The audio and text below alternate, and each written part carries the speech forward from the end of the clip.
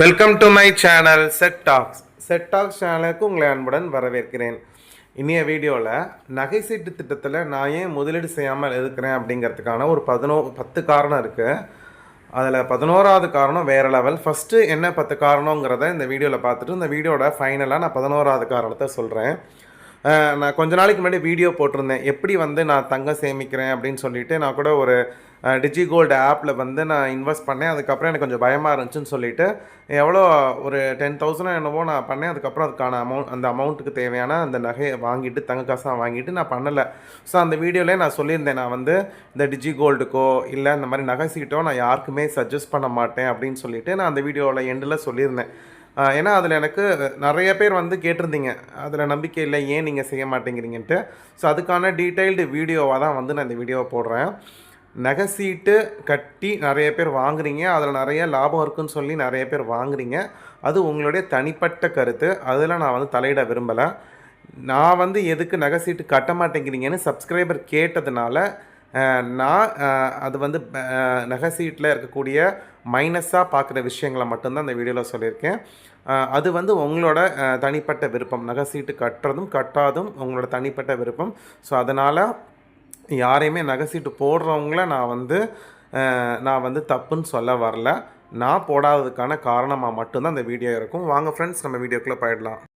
First விஷயம் பார்த்திங்கன்னா, நகை சீட்டில் பார்த்திங்கன்னா நமக்கு வட்டியே கிடையாது. நான் போய் நகை சீட்டில் நான் பணம் கட்டுறேன் அப்படின்னா, நான் 10 மாதம் ஒவ்வொரு மாதமும் நான் 2000 கட்டுறேன்னா, இப்போ 10 மாதம் நகை சீட்டுனா 20,000, இல்லை 12 மாதம்னா 24,000 கிடைக்குமே ஒழிய, அந்த 24,000க்கு நான் நகை எடுத்துக்கலாம். அதுக்கு வட்டி இருக்கவே இருக்காது. அதே மாதிரி நீங்கள் இதே ஒரு வேறு ஏதாவது ஒரு ஆர்டிலேயோ மற்ற விஷயத்துலையோ போட்டிருந்தா எனக்கு வட்டி கிடைக்கும். சில கடைகளில் வட்டி இருக்கும், 1000 ரூபா இருக்கும் அப்படின்னு சொல்லுவாங்க.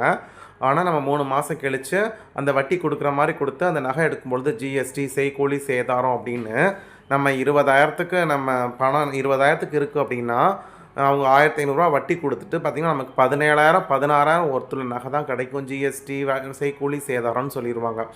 அதனால் ஃபஸ்ட்டு விஷயம் இதுக்கு தான் நான் வேணான்னு நினைக்கிறேன்.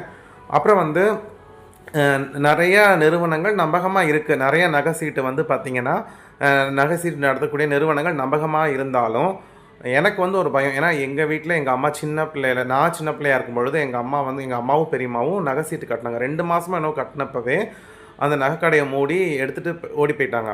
நல்ல வேளை எங்கள் பெரியம்மாவுக்கும் அம்மாவுக்கும் 2 மாதத்தோடு போயிடுச்சு. மற்றவங்கெல்லாம் இப்போ 1 வருஷம் கட்டினவங்களுக்கெல்லாம் ரொம்ப நஷ்டமாச்சு. அதுவும் அதிக அமௌண்ட் கட்டினவங்களுக்கு ரொம்ப நஷ்டமாச்சு. ஸோ அதனால் நம்ம நிறுவனம் நம்பகத்தன்மையாக இருக்கணும். இதை நான் எப்படி போய் செக் பண்ண முடியும்? எந்த நிறுவனம் எல்லாரும் நிறைய பேர் போடுறாங்க, நிறைய நகை கடைகள் இருக்குது, நான் இல்லைன்னு சொல்லலை. பட் ஆனால் எனக்கு திடீர்னு ஏதோ ஒரு நஷ்டம் ஏற்பட்டு மூடிட்டால் நம்ம போய் எங்கே நிற்போம்? ஏன்னா இன்றைக்கி நஷ்டம் அப்படிங்கிறது பெரிய பெரிய கம்பெனிக்கே சர்வசாதாரணமான விஷயமாக போயிடுது. இல்லை அந்த நிறுவனத்தோட ஓனர் கை மாற்றுறாரு, வேறு ஒருத்தவங்கக்கிட்ட விற்கிறாங்க அப்படின்னா, அந்த மாதிரி சமயங்களில் என்ன பண்ணுறது? அந்த மாதிரி நிறுவனத்து மேலே எனக்கு நம்பகத்தன்மை இல்லை. அது ஒன்று. 3வது விஷயம் பார்த்திங்கன்னா, விலை மாற்றம். இப்போ நம்ம சில நகை திட்டம் நம்ம பணம் போட்டுட்ருக்கோம். இதில் இன்கேஸ் இப்போ இன்றைக்கி ரேட்டோட ஒரு 10 மாதத்துக்கு அப்புறம் தங்க ரேட்டு குறைஞ்சிச்சு அப்படின்னா நமக்கு நஷ்டம் ஆகும். ஏன்னா சில நகை கடைகளில் அன்றைக்கி என்ன தங்க ரேட்டிலோ அதுக்கு தான் வரவு வைப்பாங்க. அது லாபமாக இருக்கிற மாதிரி இருக்கும். ஆனால் நகை விலை எதிர்காலத்தில் கம்மியாச்சு அப்படின்னா அது கண்டிப்பாக நமக்கு நஷ்டமாக வரும். இன்கேஸ் நகை விலை கூடுச்சு அப்படின்னா ஒரு வேளை லாபமாக இருக்கலாம். அதனால் அந்த கோல்டு ப்ரைஸ் ஃப்ளக்சுவேஷன் ஏற்றமும் இறக்கமும் இருக்கிறதுனால நகை சீட்டு மேலே எனக்கு அந்த அளவுக்கு ஒரு விருப்பமோ ஒரு நம்பிக்கையோ வரல. 4வது விஷயம் பார்த்திங்கன்னா, சர்வீஸ் சார்ஜு, மேக்கிங் சார்ஜ். இப்போ சீட்டு பணம் நம்ம முடித்ததுக்கப்புறம் பார்த்திங்கன்னா சில கடைகளில் சேதாரம் இல்லை சேதாரம் இல்லை அப்படின்வாங்க, இல்லை செய்கூலி இல்லை, அதெல்லாம் உங்களுக்கு ஆஃபர் கொடுப்போன்னுவாங்க. ஆனால் அப்படி இல்லைன்ற சொல்கிற பணத்தை ஜிஎஸ்டியில் அதிகமாக பாட்டுருவாங்க. நம்ம ஜிஎஸ்டி கரெக்டாக கனெக்ட் பண்ணி அந்த பர்சன்டேஜுக்கு இருக்காங்கிறது தெரியாது. நம்ம கனெக்ட் பண்ணப்போ சில சமயம்லாம் நான் ஜிஎஸ்டி சில பேர் வாங்கியிருக்காங்க. ஜிஎஸ்டி அதிகமாக இருக்கேன்னு கேட்டப்போ இல்லை இன்னைய ரேட்டு என்னென்னவோ சொல்லி சமாளிச்சிருக்காங்க. பார்த்தீங்கன்னா அவங்க செய்கூலி இல்லை, சேதாரம் இல்லை, ஏதோ ஒரு வேஸ்டேஜ் இல்லை அப்படின்னு ஒரு ஆஃபர் கொடுத்து அந்த அமௌண்ட்டை பார்த்திங்கன்னா அந்த ஜிஎஸ்டியில் வச்சிட்றாங்க. இல்லை ஜிஎஸ்டியில் வைக்கிறோன்னா நகை ரேட்டில் வச்சிட்றாங்க. இந்த மாதிரி ஏதாவது அவங்க கொடுக்குற அந்த மேக்கிங் சார்ஜ் வந்து பார்த்திங்கன்னா நம்மளோட லாபத்தை குறைக்குது. இல்லை சில கடைகளில் வந்து ஓப்பனாக சொல்லிடுவாங்க, செய்கூலி சேதாரம் கண்டிப்பாக உண்டு அப்படிங்கிறத சொல்லிடுவாங்க. அப்படின்னாலும் நமக்கு நஷ்டம்தான். அதனால இந்த விஷயங்கள்னாலையுமே எனக்கு நகை சீட்டு மேலே நம்பிக்கை இல்லை. 5வது விஷயம் வந்து பார்த்திங்கன்னா, சில கடைகளில் எல்லா கடைகளையுமான்னு தெரியல, சில கடைகள்லாம் வந்து நம்ம ஒவ்வொரு மாதமும் நம்ம 2000 3000 கட்டுறோம், ஒரு பர்டிகுலர் அமௌண்ட்டை கட்டுறோம். ஒரு மாதம் நம்ம கட்ட மறந்துட்டோம், இல்லை நம்மக்கிட்ட பணம் இல்லைன்னா நெக்ஸ்ட் மந்த்தை போய் கட்டும் பொழுது அதுக்கு பெனால்ட்டி போடுறாங்க. அதுவும் சிரிச்சுக்கிட்டே சொல்லுவாங்க, பெனால்ட்டி சார், லேட் ஃபீ சார்ஜ் ஒரு 100 200 எதுக்கு நம்ம கட்டுற பணத்துக்கு நமக்கு லேட் ஃபீ கொடுக்கணும்? ஸோ இதில் எனக்கு உடன்பாடே இல்லை. அதே மாதிரி நமக்கு வந்து திடீர்னு இப்போ நம்ம ஒரு ஆர்டியோ இல்லை எஃப்டிலையோ நம்ம இன்வெஸ்ட் பண்ணியிருக்கோம் அப்படின்னா, ஒரு அவசரம் தேவைப்பட்டால் எடுத்துக்கலாம். ஆனால் நகை சீட்டில் பொறுத்த மட்டும் இந்த மாதிரி ஒரு எமர்ஜென்சியில் நம்மளால் எடுக்க முடியாது. முக்கியமான இன்னொரு விஷயம் வந்து பார்த்திங்கன்னா, நகை சீட்டு கட்டுறாங்க, செய்கூலி சேதாரம் ஃப்ரீன்னு கூட சொல்கிறாங்க. மோஸ்ட்லி செய்கூலி வச்சுருவாங்க, வேஸ்டேஜ் தான் இல்லைன்னுவாங்க. ஆனால் அந்த மாதிரிலாம் ஒரு ஆஃபர் கொடுத்துட்டு 22 கேரட்டுக்கு பதிலாக வந்து பார்த்திங்கன்னா 18 கேரட், அதாவது தங்கத்தோட தரம் குறைந்த தரம் உள்ள அந்த தங்கத்தை வந்து நம்ம தலையில் கட்டிடுறாங்க. அதனால் நம்ம கட்டுற பணத்துக்கு ஒர்த்தாக தங்கம் வாங்குகிறோமா அப்படிங்கிறது கேள்விக்குறி.